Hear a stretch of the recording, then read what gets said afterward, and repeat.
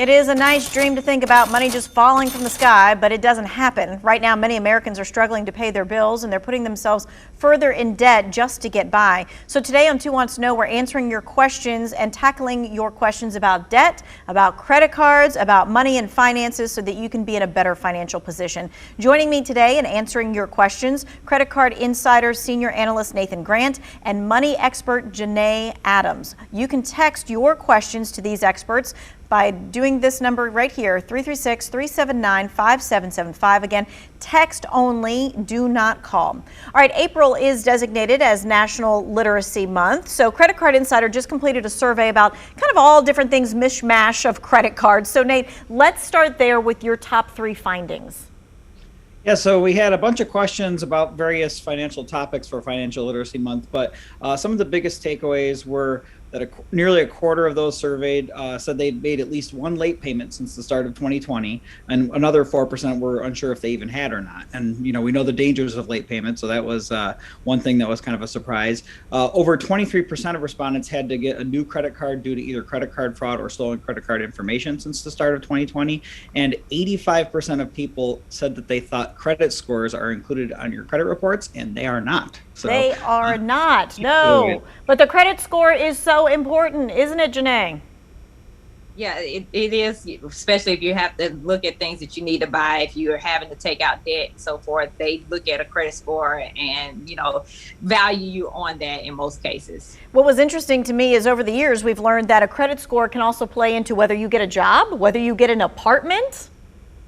Yeah, that's some of the things. So sometimes you have to try to see if someone would sell you your house on their own for cash, or either be able to go into an apartment for someone who just owns a rental. That's what I did in Indiana. They didn't look at my credit score. They just said, you got the money, you can stay here. Yeah, okay. But for the rest of us, we need to make sure that that credit score is good so that it allows us to have some more choices there. Janae, I know that one thing that's top of your mind is all the stimulus money that's coming out and everything that is included in the rescue package. So tell me about some of the things that are on the forefront of your mind. Yeah, so definitely that they are extending the housing and rental relief. So if you're someone who's watching that's been having problems as far as paying your rent, paying your mortgage, reach out to those that can help you pay for that, or at least can put that on a standstill until everything gets back on your feet, whether you're getting a job or whether you have some money in for your tax refund or that stimulus check that comes in. All right, and so we do have a question here about what is the best way to pay off a student loan. So I'm thinking, Janae, that's in your wheelhouse.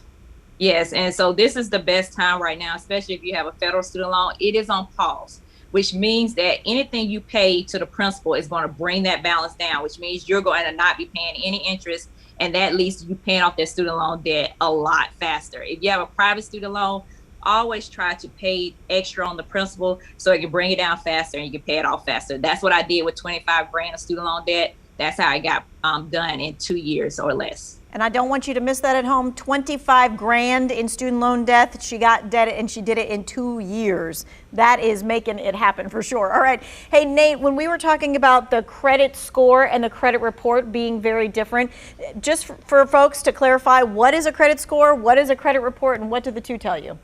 So one thing that's important to know, and this is a good thing for Financial Literacy Month, is that you actually have many credit scores. They're not just one score.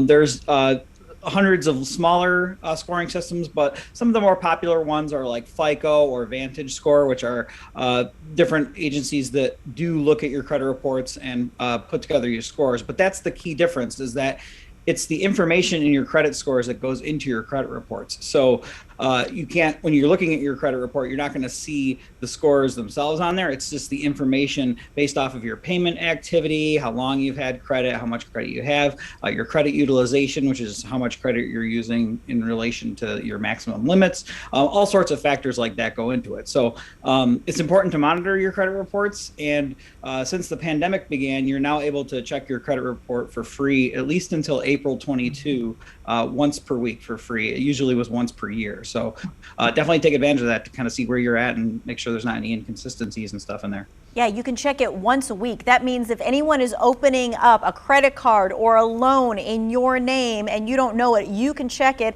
and you can see it quickly instead of a couple of months going by and a whole bunch of charges being racked up. So we want you to be able to do that. We're going to put that link for annualcreditreport.com in our web story for you today. That way it's easy for you to see. All right, it is 5:34. We've got one more segment of this credit, money, financial information. What we want you to do is text your question in. We'll be right back.